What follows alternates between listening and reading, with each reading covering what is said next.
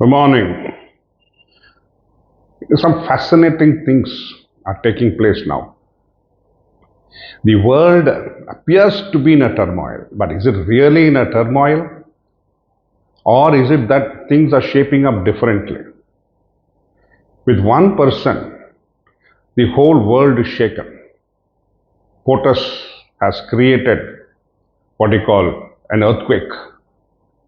He has created so many problems for many of these, I would say, butter people. That is what I'm going to call them in future, the butter people. Those who have been living on the fat of the land, those who have been using the services of the US to protect themselves and create a wonderful economy for themselves. And we find only homeless people now continuing in the US. Now the shape of things are going to change. US has recognized that it is also vulnerable. It has to look after its country, it has to look after its people, it has to look after its economy. It was very surprising that I read in a newspaper article that London, the financial center, once upon a time, the world's financial center, when the governments approached them to release gold, they said they had no physical gold available to release. And it will take at least 14 to 18 days. Is that the Britain that we have known? Is that what you call the Great Britain? That is what it was called. And once upon a time, it was known as Pax Britannica. And it was also said the sun never sets on the British Empire. Today, it is so sad that Britain, which has had a wonderful history and a past, has been now reduced to request people to wait for the release of the gold. There used to be a saying about Fleet Street was known for its and for the newspapers. And it was the old lady, that was what is called, the London Bank was called. That was how it was so powerful. Now today it has been reduced and brought to its knees. Why?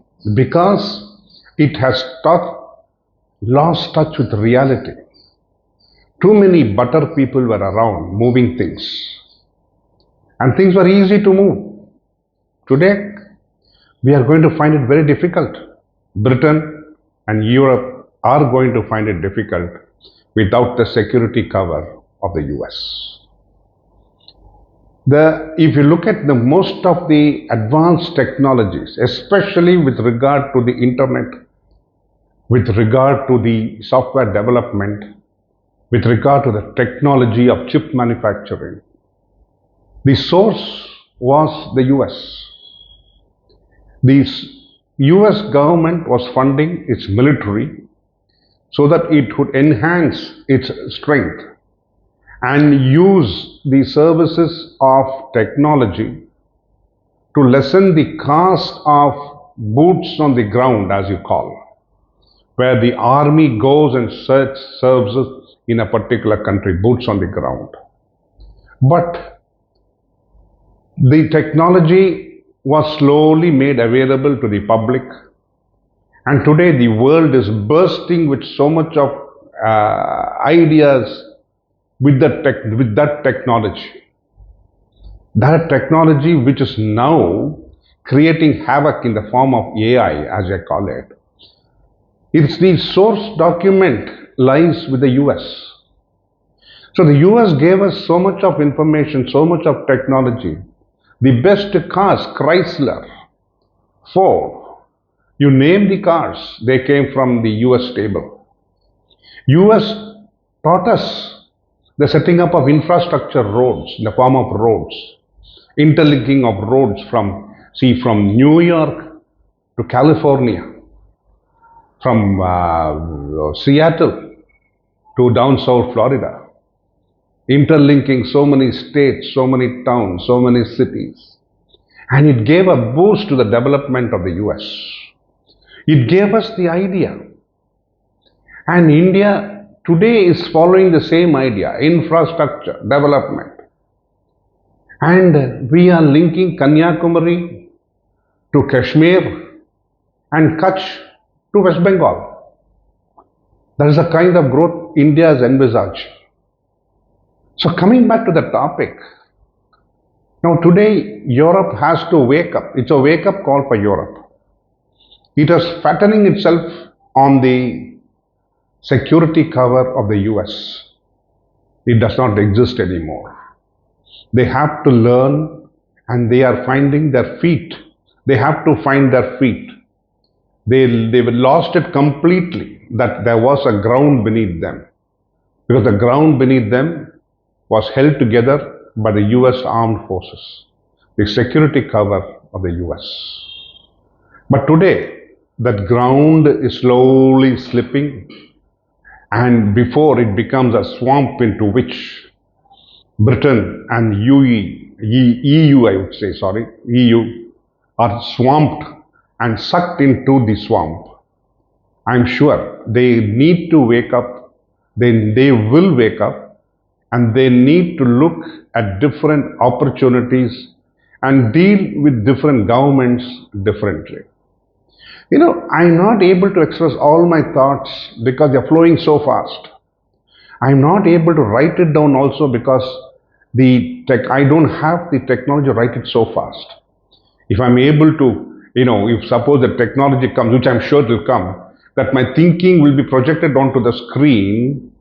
I'm sure some chip is going to be developed by some X, Y, and Z, which they will implant, or they can use a kind of a mirror to focus on that. And as when I think, it'll be imprinted. Now, the technology may come because there are a lot of people with a lot of ideas, a lot of thought processes which are now happening. And for me, when I think about it, I'm wondering about all the intelligentsia available in the world. We have become a soft world. And that is the reason that people are so upset and so offended and feel hurt at what Donald Trump is doing. Now, is Donald Trump doing the right thing or the wrong thing? You have to wait and see, and you have to reflect upon it. As an American, how will you feel? As a woke, how will you feel? As one of the leftists who have no work, who are left behind, who are still living in the 3rd century, what about them? That they all should wake up, that there is a reality beyond their thinking. And that reality should be, brought forward. And now people will wake up. The leftist thought process in EU is cracking.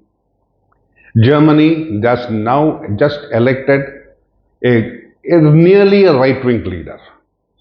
And they are looking at coalition of parties which are looking at leaving the left alone for their, for their independence, and leaving them alone, and rather not looking at them for their support. That is what Germany is doing. Denmark, Sweden, Norway, you name those countries, even Italy. Italy is now a right-wing party. Why? Because the people are now awakening to the truth that their country is very important. Their people are important. The world, yes, it is important. Nobody denies it. But the world, their country is equally important, and for them to take them to the live in the future and keep a country which is happy and successful. That is what we are looking at today. And Trump is playing a major part in awakening the interests of the people there.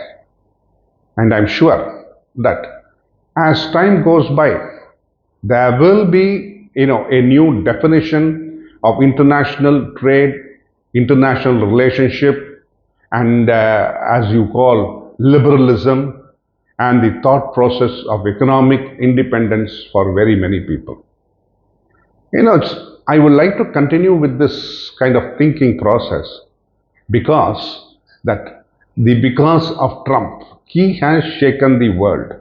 Let us take it forward.